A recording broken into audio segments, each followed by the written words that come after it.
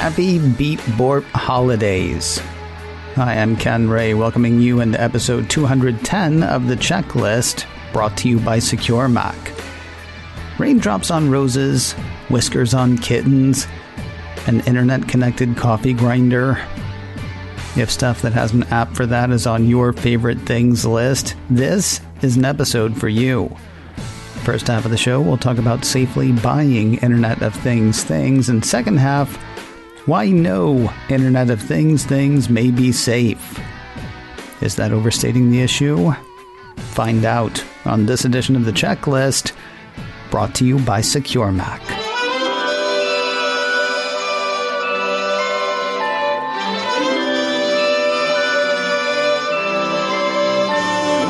It's beginning to look a lot like crunch time. With less going out and shopping, with the calendar quickly running out of 2020, we're probably ordering more stuff online this holiday season. That's putting a squeeze on shipping, which means lots of hurrying up and ordering, and that could lead to reckless shopping. I don't mean spending too much, though that is a thing to be mindful of as well. No, I mean buying something that may not be so safe. IoT, or Internet of Things can be a lot of fun. They can also make great gifts, and for an added bonus, they could introduce points of vulnerability into a digital life that is otherwise secure. That last one's not really a bonus, though. It is something to be avoided. Now here's what's cool. The folks at SecureMac have put together, wait for it, a checklist to help us stay safe in choosing Internet of Things. 7 tips on this week's list, starting with don't buy knockoffs. A lot of IoT problems start on the drawing board, especially if the designers weren't so much drawing as tracing. When buying an IoT device, says SecureMac, stick to well-established manufacturers with a reputation for security and technical competence. Generic or off-brand versions of popular IoT items may cost less up front, but they're also more likely to have serious security issues, in contrast to products built by companies with well-staffed and highly skilled engineering teams. And that doesn't mean you have to buy the most expensive thing out there, but a cheap product from a company you've never heard of might as well change your password back to 1234. Next tip. Avoid the clearance bin. I know, everybody loves a bargain. The problem with buying a discontinued IoT item, though, there's no telling how much longer it's going to be supported. Unsupported devices are always a security risk, says SecureMac, which is why clearance sale IoT products can't be recommended, no matter who the manufacturer is. You may not know whether the company in question is just discounting the line or going out of business itself, which means you don't know how soon the device will stop receiving software or firmware patches. Once those stop, your gift will become a security liability to its owner. It's also possible it'll just stop working, which honestly would be safer for the person you give the gift to, but it's still kind of a lousy user experience, especially when that user is somebody you care enough about to give a gift. Tip number 3. Just as we're saying no to old and discontinued, SecureMac says you should say no to noobs. Secure development for IoT things isn't easy, and companies can get it wrong if they don't know what they're doing. SecureMac suggests you buy your tech from actual tech companies. It's not an absolute guarantee of safety, but at least you can feel confident that an Apple or a Samsung will have extensive cybersecurity experience and engineers who understand secure development. Now, even if the company making the product is a brand new no, well, if they haven't done tech before, there's plenty of room for them to mess up. Plus, there's a chance that they're simply putting their name on something made by somebody else, and who knows what about that other company. Tip number 4. Check out the reviews. This is a great idea for a couple of reasons. First, if people are complaining that the item is hard to use or doesn't perform as expected, you sure you want to give that to grandma? As for the security side, SecureMac says keep an eye out for reports of buggy app interfaces infrequent updates, or difficulty updating software or firmware, as these can all indicate an issue with software development and product support, a definite red flag in terms of security. Tip number 5, and this, by the way, is the one that I hate the most. Read the manual. I know, nobody wants to read the manual. IoT gifts should be easy to set up for security and simple to maintain. No matter how easy they seem, though, you need to read the manual. SecureMac says you can find user guides and knowledge base articles for many IoT devices right on the manufacturer's websites. Take a moment to look those over.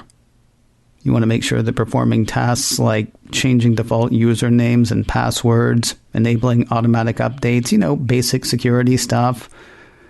You want to make sure securing your new Internet of Things is relatively straightforward. And you might want to do that on the website if you're giving the thing as a gift. You don't want to leave mom or grandma with a security vulnerability under the tree. Tip number 6, grown folks only. SecureMac says it's probably best to avoid IoT gifts for children. Internet of Things toys and smartwatches made for kids have been plagued by serious security and privacy issues. Exposing a child's personal data to cybercriminals?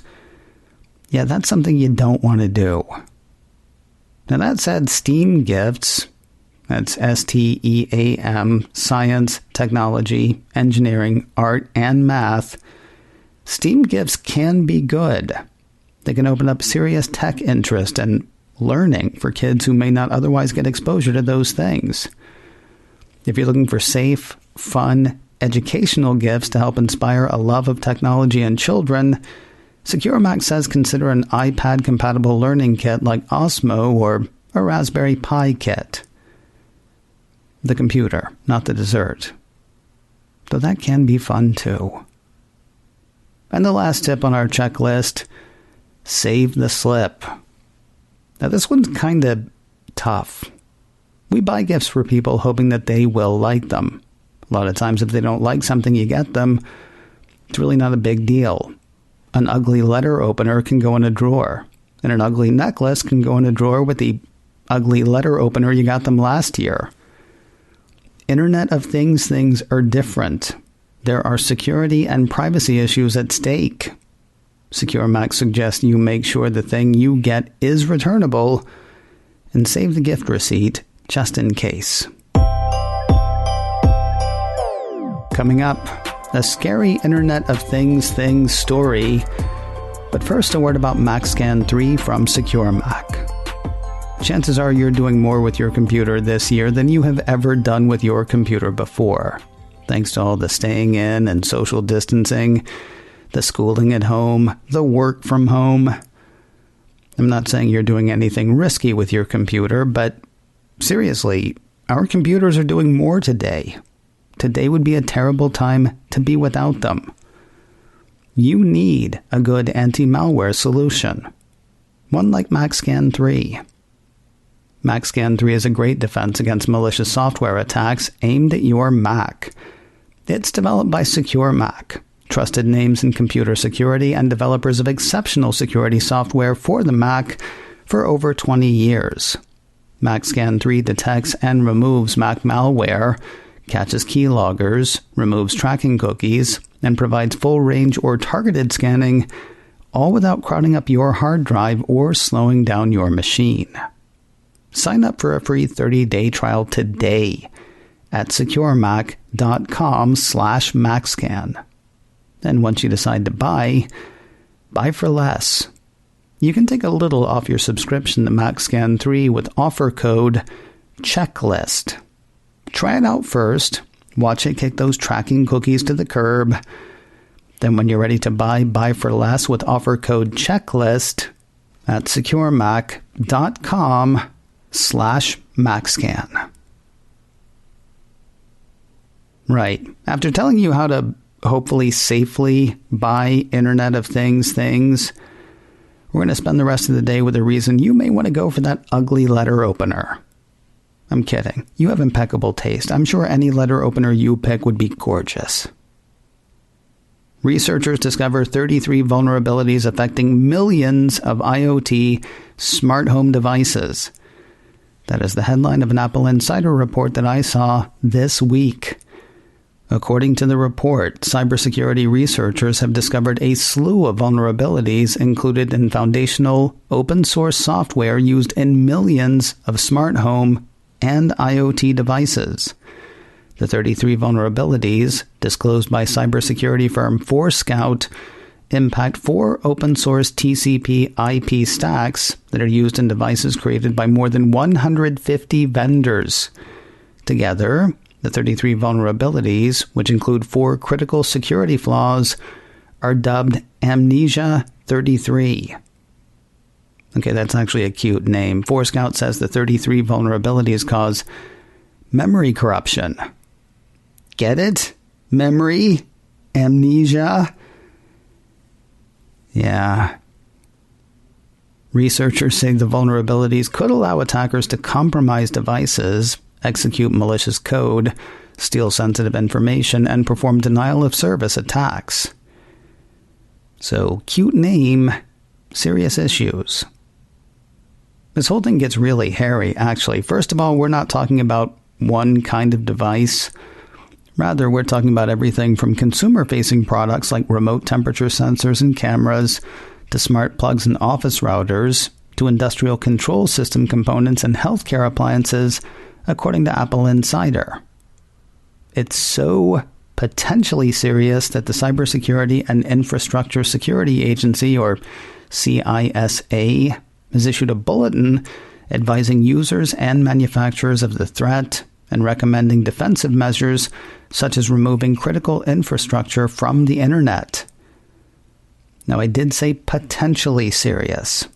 As of now, CISA says there don't seem to be any active public exploits specifically targeting these vulnerabilities in the wild. But the vulnerabilities are out there on devices using open source software that may not be being supported by anyone at this point, and that in some cases is over 20 years old. Now, as usual, we hate bringing problems without bringing solutions. Apple Insider says it's recommended that users with smart home devices check the manufacturer's website for the latest patch and security information. Beyond that, it'll mostly be up to manufacturers to mitigate and resolve the issue. Oh, and there is one more thing. If your smart stuff runs through Apple's HomeKit, that is good. The piece says the HomeKit protocol itself is not affected by the security flaws. But you know how a lot of times stuff that runs on HomeKit runs on other protocols as well? Yeah, that could be an issue. Apple Insider wraps its report saying many devices utilize more than one networking protocol or have multiple home automation system compatibilities, and as such may be vulnerable to attack should one manifest. That letter opener's looking pretty good, isn't it? Hey, if you're looking for more security news and how-tos, the place to look is SecureMac.com/checklist. There you'll find notes for this show, for the last show we did, for every show we have ever done, and you can listen to the shows right there as well. It all starts in one place, SecureMac.com/checklist. If you like the checklist, would you let people know, tell friends, or maybe leave us a review wherever you're subscribed?